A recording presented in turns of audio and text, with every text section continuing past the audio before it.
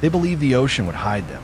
5 men on a white, high-speed boat, 4 outboard engines screaming, a trail of white water stretching half a mile behind them in the eastern Pacific.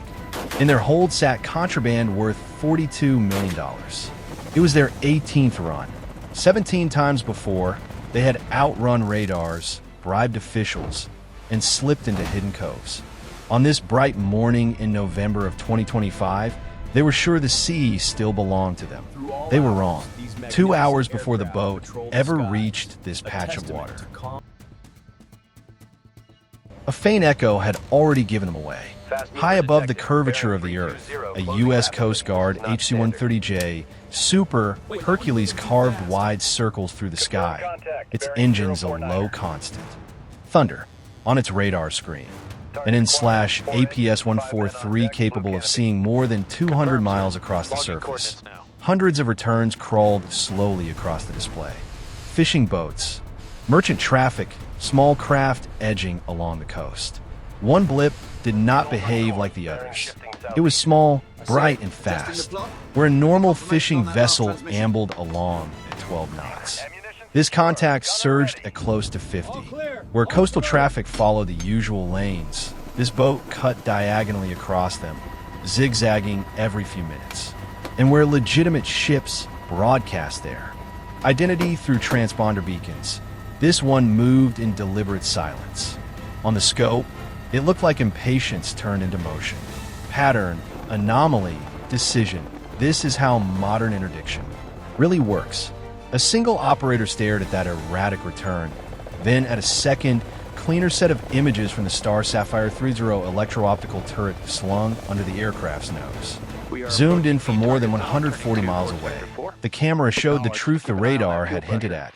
From Mercury outboards, blue tarps stretched tight over cargo in the bow, and 5 figures moving with the casual confidence of men who had done this many times before. Faith cannot armor steel, and confidence does not erase data. The crew of the Super Hercules flagged the contact as a high-priority target. Coordinates and track data flowed across encrypted radios to the command ship for this sector. The Coast Guard cutter Kimbo, a gray hull moving hundreds of miles away. Kimbo could not simply sprint to intercept. Even at flank speed, a cutter doing 28 knots cannot outdrag a go-fast boat tearing across the horizon at 50. Its job was something different, to serve as a floating command post and launch platform. On Kimbo's flight deck, an MH-65 Dolphin helicopter sat fueled and armed. The aircrew had drilled for this kind of call so often that the sequence needed little speech. The pilot checked engines and hydraulics. The co-pilot configured radios and navigation. In the cabin, a gunner confirmed belts of 7.62mm ammunition for the M240 Bravo machine gun and inspected the heavy Barrett M107 rifle, .50 caliber, built to punch holes through engines and disable fast boats without firing into crews. The launch order came just after late morning. Rotor blades blurred into a disc, and the Dolphin lifted off, banking northeast toward the coordinates relayed from the Super Hercules above. Information moved as fast as the helicopter. Updated positions, speed, and course corrections flowed continuously from sky to sea to air. The smugglers had no idea that for the past 2 hours, their secret route had been mapped in detail. Below, the boat's crew joked and shouted over the roar of the outboards.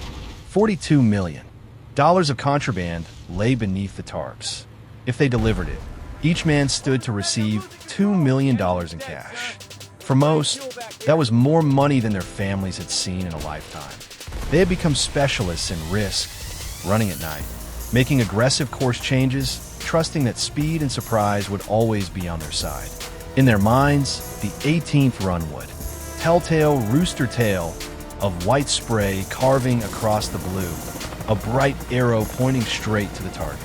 The smugglers were executing the same tactic they always relied on. Sharp zigzags every kilometer out, close enough to be unmistakable, far enough to sit outside the reach of handguns. The crew activated an LRAD, a long-range acoustic device. At full power, it can project sound at around 162 decibels, louder than a jet engine at takeoff. The directed beam of noise stabbed through the roar of the winds and engines and slammed into the smuggler's boat. Bright warning lights strobed from the helicopter's belly. The message kept repeating over and over for 15 long minutes. Nothing changed on the boat below.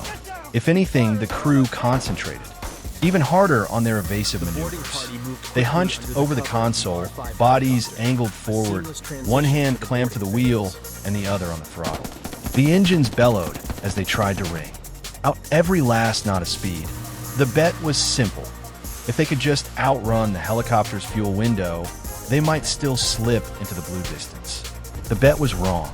Back aboard Kimbo. Fire. The Dolphin slid lower and ahead, offset to the side, so the gunner had a clean field of fire. The M240 machine gun barked, sending a short string of tracer rounds slashing into the vibrations of the airframe. Through his optic, the gunner saw the 4 outboards lined up like targets on a range, cowlings vibrating with the strain of maximum throttle. He exhaled and squeezed. The first .50 caliber round flashed away at supersonic speed, punching through the casing of the outer starboard engine. A burst of dark smoke erupted, metal fragments tore free, and that motor died in an instant. The boat staggered as its speed dropped, spray pattern shifting.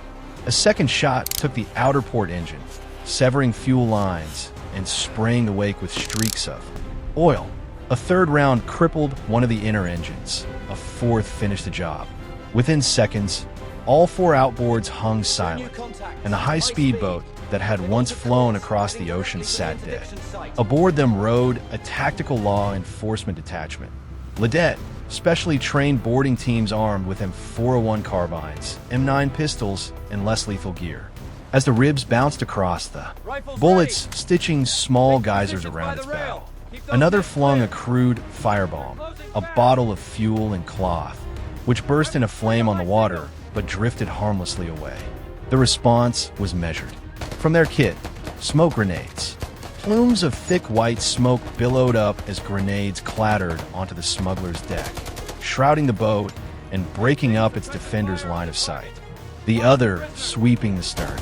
In the confusion, one officer was briefly knocked down in a scuffle, but his teammates reacted instantly, overwhelming the attacker with joint locks and the heavy butt of a rifle. Within 3 minutes, the fight on the primary target was over. 5 stunned smugglers lay prone on the deck, wrists bound with plastic restraints, their earlier confidence replaced by a quiet, stunned silence. For most operations, that would have been the end, but the sea rarely cooperates with neat endings. On the Super Hercules radar and Kimbo's sensors, 2 more contacts began, moving with sudden purpose. They were small fishing vessels, the kind that fill harbors all along the region. Open decks, nets, plastic tubs scattered around. They had been loitering before, easy to dismiss as background noise. Now they accelerated directly toward the interdiction scene. Camouflage is not just colors. It is behavior. As the fishing boats drew closer, the objective was obvious. Reclaim the $42 million load or destroy it before law enforcement could seize it. The LRAD teams suddenly found themselves in a 3-sided problem. Protect. Approaching attackers. More smoke grenades arced out to obscure the ribs and the prisoners. If the cartel escorts managed to ram a RIB or leap aboard in numbers, the balance could shift in seconds. Once again, air support changed everything. The MH-65 swooped back in, dropping to roughly 200 feet, close enough that rotor wash clawed chunks of white spray from the sea, made it possible to steer and close the distance. Wood splintered, metal ran on one boat, hits near the waterline, and bow forced the helmsman to back off, then peel away to stop the flooding. A few of the cartel gunmen, suddenly very small on the open deck, threw their rifles overboard and raised empty hands. For 10 tense minutes, the scene hung in balance. Then, under the combined pressure of air, fire, smoke, and the calm, relentless maneuvering of the ribs, the attackers broke. One fishing boat, limped away, leaking and retreating toward the horizon. The other drifted, its ability to steer destroyed, its crew cowed. The helicopter kept its sensors and weapons trained on both until the boarding teams confirmed there would be no further assault. With the immediate danger over, the operation moved into a quieter but equally important phase. Under maritime law, a stateless vessel used for trafficking cannot simply be taken home like a trophy. It represents a black smoke towered upward, a dark pillar against the blue sky. Eventually, the heat reached the structure itself, and the boat burned down to the waterline before slipping beneath the waves. $42 million of contraband ended its journey as a charred skeleton sinking into the depths. Behind that image sat numbers that almost never make headlines. This operation was logged as the 501st successful interdiction for the Coast Guard's Specialized Helicopter Interdiction Unit since its creation in 1998. Over that span, the unit has helped seize or destroy more than $6.7 billion worth of drugs, weapons, and illicit cargo. Those figures do more than decorate reports. They represent real shipments that never reach city. Eastern Pacific also mapped the changing face of cartel operations. The smugglers did not travel alone. They moved with armed escort boats disguised as fishermen. They were willing to fire on law enforcement, to throw homemade explosives, and to risk their own lives for the chance to reclaim their cargo. The line between smuggler and paramilitary fighter continues to blur at sea. Aviation delivered speed and reach. Boarding teams delivered control. Abundance, not bravado, won that day. Abundance of information, of coordination, of training. For the 5 men who have believed. Horizon, another small bright blip will appear on a radar screen, moving just a little too fast, in just the wrong direction, with nothing but silence where its identity signal should be. When it does, the story will begin again. Different names, different faces, but the same quiet contest between those who would use the sea to move contraband and those determined to stop them. Stories like this one are more than anecdotes from a distant patch of ocean. They are the living record of how modern maritime forces learn, adjust, and hold the line against organizations that